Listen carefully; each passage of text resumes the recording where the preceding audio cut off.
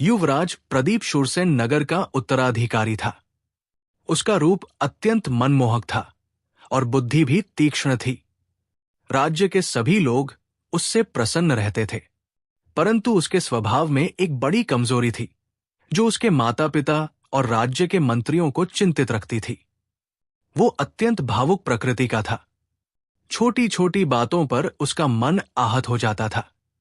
कभी किसी बात पर क्रोधित हो जाता तो कभी मामूली सी बात उसे गहरे दुख में डुबो देती थी। ये स्वभाव उसके व्यक्तित्व में एक विचित्र विरोधाभास उत्पन्न करता था। जब प्रदीप विवाह योग्य आयु को प्राप्त हुआ तो राजा ने उसके विवाह की तैयारियां आरंभ कर दी। दूर दूर के राज्यों से राजकुमारियों के चित्र मंगवाए गए। एक से बढ़कर एक सुंदर और गुणवती राजकुमारियों के चित्र राजमहल में आने लगे। प्रत्येक चित्र के साथ उस राजकुमारी के गुणों का विस्तृत विवरण भी आता था, परंतु प्रदीप किसी भी चित्र को देखकर संतुष्ट नहीं हुआ। वास्तव में उसके मन में वर्षों से एक आदर्श सुंदरी की छवि बसी हुई थी। वो एक ऐसी कन्या की कल्पना करता था जो केवल रूप में ही नहीं, बल्कि समग्र व्यक्तित्व में उसकी कल्पना से मेल खाती हो। जब तक उसे ऐसी कन्या नहीं मिल जाती, वो विवाह के लिए तैयार नहीं था। राजा बार बार विभिन्न राजकुमारियों के चित्र प्रदीप के सामने रखता, परंतु हर बार उसे एक ही उत्तर मिलता, ये वो कन्या नहीं है जिससे मैं विवाह करना चाहता हूं। ये क्रम इतना लंबा खिंच गया कि राजा भी थक गया और एक दिन झूंझाहट में उसने प्रदीप से कह दिया कि यदि उसे अपनी मनपसंद कन्या चाहिए तो वो स्वयं ही उसकी खोज करे। प्रदीप ने अपने पिता की ये बात गंभीरता से ली। उसने एक विशाल दल तैयार किया और अपनी कल्पना सुंदरी की खोज में निकल पड़ा। वो एक राज्य से दूसरे राज्य में गया, नगरों, गांवों, हाटों और मेलों में घुमा, सैकड़ों मील की यात्रा की, परंतु वो कन्या उसे कहीं नहीं मिली जो उसकी कल्पना से मेल खाती हो। धीरे धीरे उसका उत्साह कम होने लगा और निराशा घेरने लगी। अंततः थककर और हताश होकर उसने वापस अपनी राजधानी लौटने का निर्णय लिया।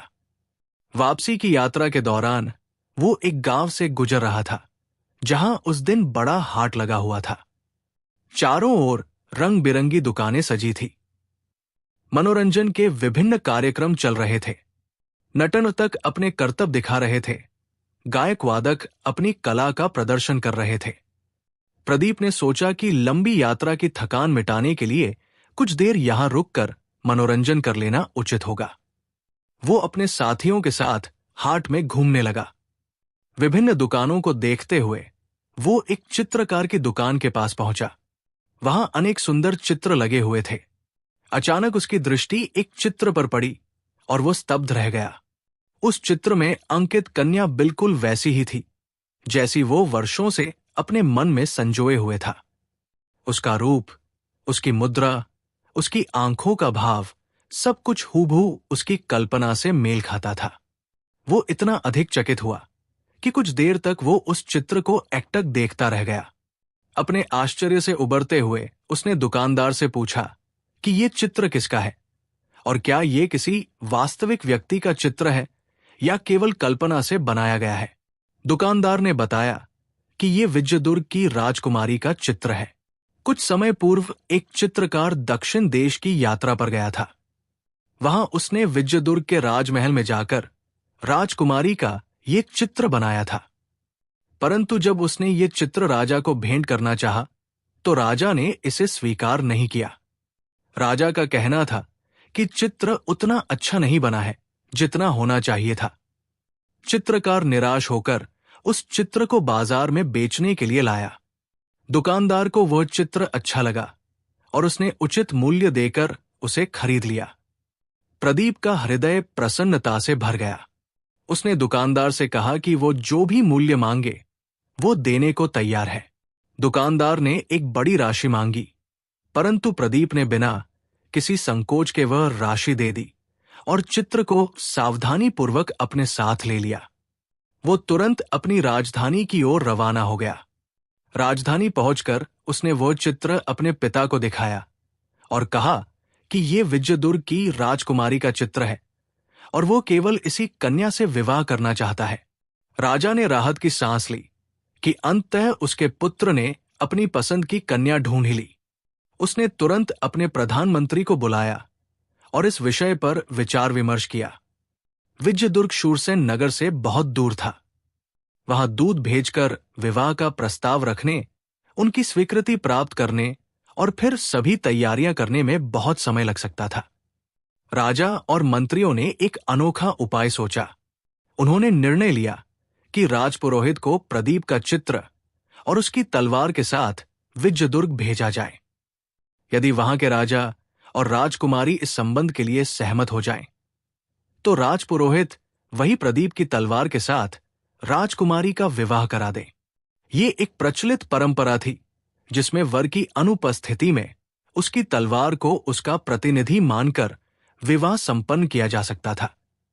राजपुरोहित प्रदीप का चित्र, उसकी तलवार और अनेक मूल्यवान उपहारों के साथ विजयदुर्ग के लिए रवाना हुआ। लंबी यात्रा के बाद वो विजयदुर्ग पहुंचा। वहां के राजा ने उसका भव्य स्वागत किया।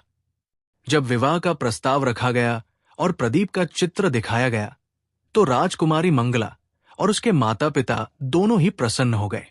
प्रदीप सुंदर और गुणवान था और शूरसेन नगर एक समृद्ध राज्य था। उन्होंने इस संबंध को सहर्ष स्वीकार कर लिया। शुभ मुहूर्त में प्रदीप की तलवार के साथ राजकुमारी मंगला का विवाह संपन्न हुआ। विजयदुर्ग के राजा ने अपनी पुत्री को असंख्य उपहार, आभूषण, वस्त्र और दासी दासों के साथ विदा किया। एक विशाल दल राजकुमारी की सुरक्षा के लिए नियुक्त किया गया। राजकुमारी मंगला अपनी सखियों, सेविकाओं और सैनिकों के साथ अपने ससुराल की ओर चल पड़ी। यात्रा लंबी थी।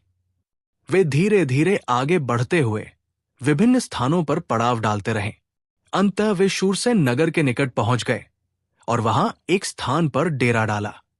इधर प्रदीप के मन में अपनी नवविवाहिता पत्नी को देखने की अत्यधिक उत्कंठा थी। उसने सुना कि राजकुमारी का दल नगर के पास पहुंच गया है।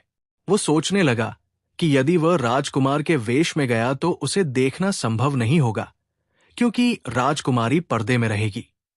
इसलिए उसने एक सामान्य व्यक्ति के वस्त्र पहने और छिपकर राजकुमारी के डेरे की ओर चल पड़ा। डेरे में चारों ओर हलचल थी। सैनिक पहरे पर थे, सेविकाएं विभिन्न कार्यों में व्यस्त थी।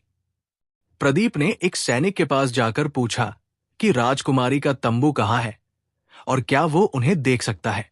सैनिक को मजाक सूझा। उसने सोचा कि ये कोई सामान्य जिज्ञासु व्यक्ति है। उसने एक तंबू से निकलती हुई राजकुमारी की एक सखी की ओर इशारा करते हुए कहा कि देखो, वही राजकुमारी मंगला देवी है। प्रदीप ने उस सखी को देखा। वो सुंदर तो थी, परंतु उस चित्र की कन्या से बिल्कुल भिन्न थी। प्रदीप के मन में तुरंत क्रोध और निराशा की लहर दौड़ गई।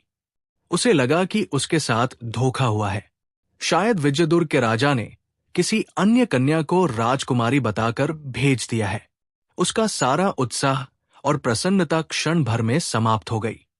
वो अत्यंत दुखी और क्रोधित मन से वापस राजमहल लौट आया। राजमहल पहुंचकर उसने एक अजीब आदेश दिया। उसने कहा कि दिन के समय राजकुमारी कभी उसकी आंखों के सामने ना आए। रात के समय शयन कक्ष में और बाहर भी कहीं कोई दीपक न जलाया जाए। सब कुछ घने अंधकार में हो। राजमहल के सभी लोग इस अजीब आदेश से हैरान रह गए। किसी की समझ में नहीं आया कि युवराज ने ऐसा क्यों कहा, परंतु चूंकि विवाह हो चुका था और राजकुमारी को स्वीकार कर लिया गया था, इसलिए किसी ने कोई आपत्ति नहीं की। परंतु राजकुमारी मंगला के मन में गहरी चिंता उत्पन्न हो गई। उसने सोचा कि शायद जिस राजकुमार का चित्र उसे दिखाया गया था, उसके स्थान पर किसी अन्य व्यक्ति से उसका विवाह कर दिया गया है। इसीलिए उसका पति उसे दिन में देखने से बच रहा है। ये विचार उसे बेचैन कर रहा था। कुछ दिनों बाद एक दिन उसने अवसर पाकर छिपकर अपने पति को देखा। उसने पाया कि ये वही राजकुमार है जिसका चित्र उसे दिखाया गया था। इससे उसकी एक चिंता तो दूर हो गई, परंतु उसका आश्चर्य और बढ़ गया कि फिर उसका पति इस तरह का अजीब व्यवहार क्यों कर रहा है। रात के समय प्रदीप घने अंधकार में शयन कक्ष में आता। मंगला कुछ पूछती तो संक्षेप में उत्तर देकर चुप हो जाता। सवेरे होते ही अंधेरे में ही कमरे से निकल जाता। देर रात को ही वो लौटता था। कई दिन इसी तरह बीत गए। मंगला के लिए ये स्थिति असहनीय होती जा रही थी। उसके मन में ये जानने की तीव्र इच्छा जागी कि आखिर उसके पति के इस विचित्र व्यवहार का कारण क्या है। उसने अपनी एक विश्वस्त और अनुभवी बूढ़ी परिचारिका से सलाह मांगी। बूढ़ी परिचारिका ने कहा कि राजमहल में सभी लोग ये बात करते हैं कि युवराज ने राजकुमारी के सौंदर्य पर मुग्ध होकर उनसे विवाह किया है, परंतु यदि ये सच होता तो युवराज इस तरह उनसे बचने का प्रयास नहीं करते। उसने ये भी बताया कि उसे पता चला है कि प्रदीप दिन भर गौशाला के पास रहता है। यदि वो अपनी पत्नी से बचना नहीं चाहता तो उसे गौशाला में क्या काम होगा। बूढ़ी ने एक योजना सुझाई। उसने कहा कि मंगला सामान्य वस्त्र पहनकर उसके साथ गौशाला जाए। वहां वे ये देखेंगी कि जब युवराज मंगला को देखता है तो उसकी क्या प्रतिक्रिया होती है। इससे इस रहस्य का पता चल जाएगा।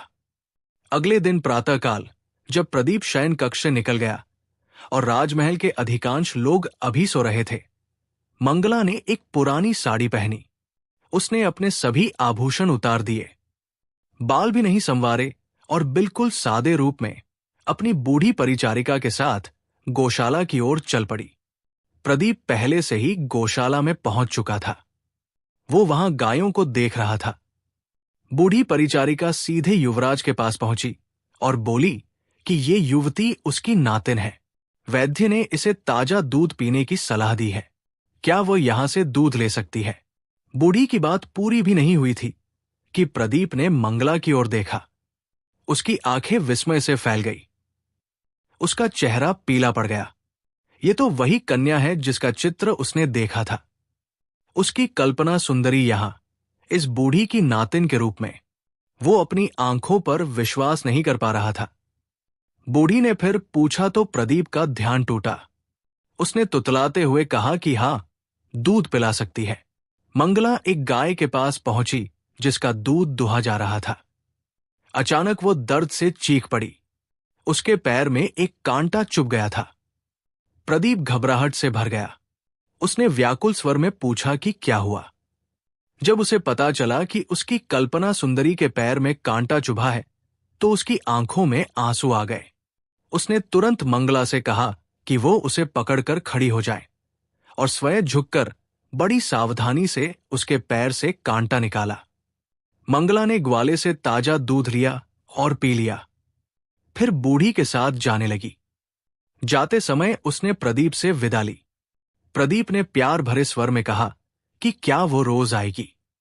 उसने कहा कि वैद्य ने 40 दिन तक ये उपचार करने को कहा है। उसके स्वर में प्रेम और चिंता दोनों झलक रही थी। मंगला मुस्कुराई और कहा कि वो अवश्य आएगी। फिर वो बूढ़ी के साथ वहां से निकली। वे सावधानी पूर्वक सबकी नजर बचाकर दूसरे द्वार से राजमहल में वापस आ गई। उस रात जब प्रदीप सो रहा था, मंगला ने उसे जगाया। प्रदीप चिड़चिड़े स्वर में बोला कि क्या बात है। मंगला ने कहा कि उसके पैर के तलुए में बहुत दर्द हो रहा है। सुबह कोई चीज चुभी थी और अब पैर सूज गया है। प्रदीप को चिंता हो गई। उसने नौकरों को दीपक लाने का आदेश दिया। जब दीपक लाया गया तो उसने जानबूझकर मंगला के चेहरे की ओर नहीं देखा। उसने केवल पैर को देखा और बोला कि ये तो सूजा हुआ नहीं दिख रहा।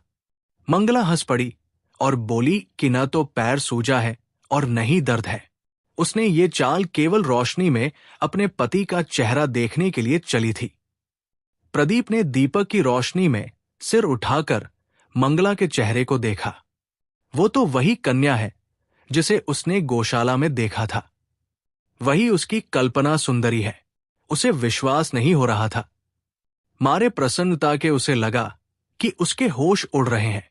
उसकी जो पत्नी है वही उसकी कल्पना सुंदरी है। जिस कन्या को उसने गौशाला में देखा था वही उसकी पत्नी मंगला है। अगले दिन से राजमहल में अद्भुत परिवर्तन हो गया। प्रदीप अब दिन भर अंतपुर में ही रहने लगा। रात को उसका शयन कक्ष सैकड़ों दीपकों से जगमगाता रहता। आंगन में हर जगह दीपक जलते थे। पूरा राजमहल प्रकाश से भरा रहता। राजमहल के लोग इस अचानक परिवर्तन से हैरान थे। किसी की समझ में नहीं आया कि ये परिवर्तन क्यों और कैसे हुआ, परंतु सभी प्रसन्न थे कि युवराज अब खुश है और उसका विवाह सफल रहा। केवल मंगला और प्रदीप ही इस रहस्य को जानते थे कि कैसे एक गलतफहमी और फिर एक चतुर योजना ने उनके जीवन को सुखमय बना दिया।